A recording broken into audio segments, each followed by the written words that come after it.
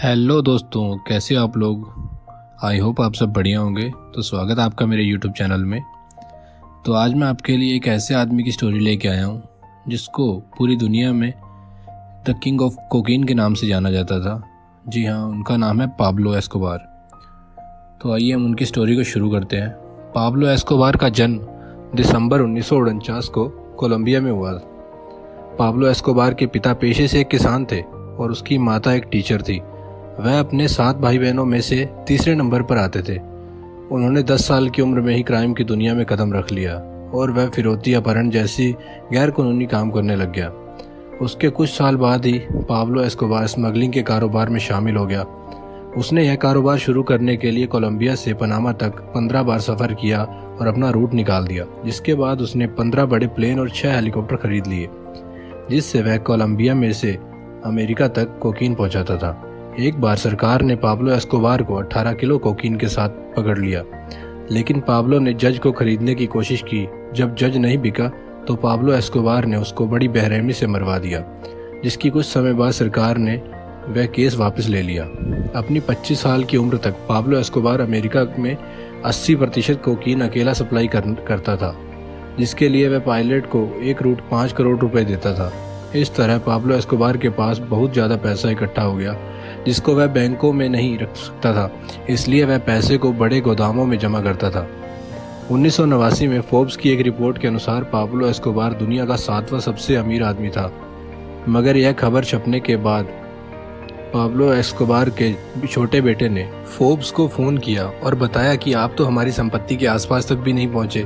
Pablo Escobar के पास इतना ज़्यादा पैसा था कि उसका 8% चूहे और दूसरे जानवर खराब कर देते थे।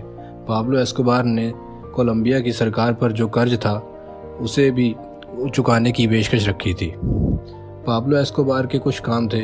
वह मूल रूप से मेडेलिना से था। वहाँ उसे बचपन से लोग जानते थे। वहाँ उसे एल सेलेक्शन कहा जाता था, क्योंकि उन्होंने दुनिया में सबसे बड़ा दवा उत्पादक बनाया था। अपने आपराधिक गतिविधियों के बावजूद फोर्ब्स पत्रिका ने उन्हें ग्रह पर सबसे अमीर लोगों की सूची में शामिल किया, जहाँ उन्होंने रैंकिंग में 7वें स्थान पर रखा था। यह माना जाता है कि उनकी स्थिति 25 अरब डॉलर का अनुमानित है। पाब्लो एस्कोबार की शक्ति में उभार कब आया? पाब्लो के भाई रॉबर्टो एस्कोबार द्वारा रिलीज की गई एक पुस्तक द अकाउंट स्टोरी में यह चर्चा की गई है कि किस प्रकार पाब्लो गरीबी और गुमनामी की स्थिति से उठकर दुनिया के सबसे अमीर व्यक्तियों में से एक बन गया। तार्किक दृष्टिकोण से विश्व इतिहास में सबसे बड़ा और सबसे सफल आपराधिक संस्थान मेडेलिन ड्रग कार्टेल कई बार एक दिन में 15 टन कोकीन की तस्करी करता था, जिसकी कीमत संयुक्त राज्य अमेरिका के अंदर आधे बिलियन डॉलर से अधिक थी।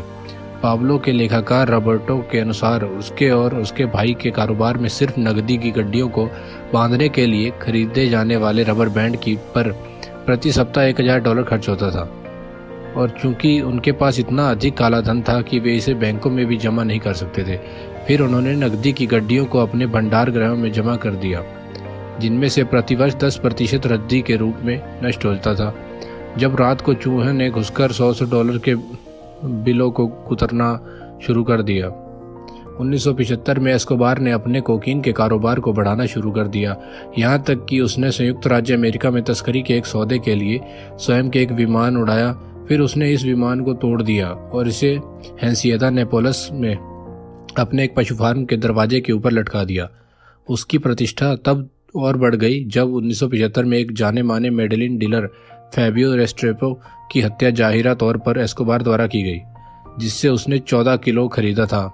बाद में रेस्ट्रेपो के सभी आदमियों को सूचित किया गया कि वे अब पाब्लो एस्कोबार के लिए ही काम करेंगे। नेटफ्लिक्स पर नार्कोस नाम की वेब सीरीज की कहानी उस शख्स के बारे में है। पाब्लो अपराध की दुनिया में इस कदर ऊंचाई हासिल की दुनिया के 10 सबसे अमीर लोगों की सूची में शामिल हो गया। वो शख्स जिसे मारने के लिए दुश्मनों ने किलर्स को सुपारी दी, लेकिन वो उसका बाल भी बांका नहीं कर पाए। वो शख्स जिसके नाम पर इतिहास में हजारों मौतें दर्ज है। पाब्लो की अमीरी के बारे में एक कहानी बेहद मशहूर है कि एक बार उसकी बेटी को सर्दी लग रही थी तो उसने आग जलाई, जिसमें उसने 2 मिलियन डॉलर के नोट जला दिए, यानी करीब 13 करोड़ रुपए कहा जाता है। कि वो अपने बिजनेस में इतना सफल हो गया था कि उसकी एक दिन की कमाई 400 करोड़ रुपए थी। 2 दिसंबर 1993 में एक शूट आउट के दौरान जब पाब्लो और उसके बॉडीगार्ड ने छत पर भागने की कोशिश की तो वो मार दिए गए। हालांकि इस बात से स्पष्ट जानकारी नहीं है कि वो पुलिस की गोली से मरा या खुद की। पाब्लो गरीबों के बीच काफ़ी लोकप्रिय था, क्योंकि वो गरीबों में पैसे बांटना, उनके लिए घर बनवाने जैसे काम करता था। इसी वजह से पाब्लो एस्कोबार, जिसे इतिहास का सबसे बड़ा अपराधी माना जाता है, उसकी अंतिम यात्रा में 25,000 लोग शामिल हुए। तो कैसी लगी आपको आज की स्टोरी?